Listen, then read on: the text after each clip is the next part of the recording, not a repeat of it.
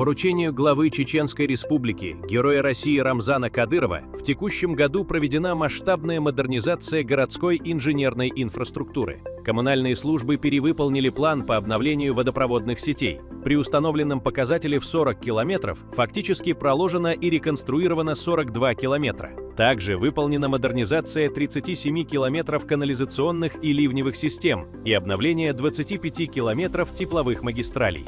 Реализованные мероприятия повысили надежность городских коммуникаций. Работы по развитию инженерной инфраструктуры будут продолжаться.